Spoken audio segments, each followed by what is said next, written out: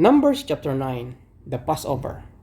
The Lord spake to Moses in the desert of Sinai in the first month of the second year after they came out of Egypt. He said, have the Israelites celebrate the Passover at the appointed time. Celebrate it at the appointed time at twilight on the 14th day of this month, in accordance with all its rules and regulations. So Moses told the Israelites to celebrate the Passover, and they did so in the desert of Sinai at twilight on the 14th day of the first month. The Israelites did everything just as the Lord commanded Moses, but some of them could not celebrate the Passover on that day because they were ceremonially unclean on account of a dead body. So they came to Moses and Aaron that same day and said to Moses, we have become unclean because of a dead body, but why should we be kept from presenting the Lord's offering with the other Israelites at the appointed time? Moses answered them, wait until I find out what the Lord commands concerning you. Then the Lord said to Moses, tell the Israelites, when any of you or your descendants are unclean because of the dead body or are away on a journey, they are still to celebrate the Lord's Passover. But they are to do it on the 14th day of the second month of twilight. They are to eat the lamb together with unleavened bread and bitter herbs.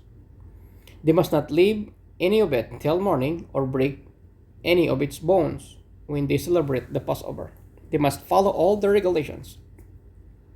But if anyone who is ceremonially clean and on a journey fails to celebrate the Passover, they must be cut off from their people for not presenting the Lord's offering at the appointed time.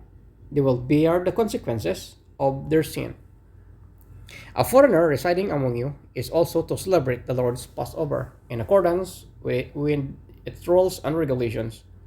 You must have the same regulations for both the foreigner and the native born. The cloud above the tabernacle.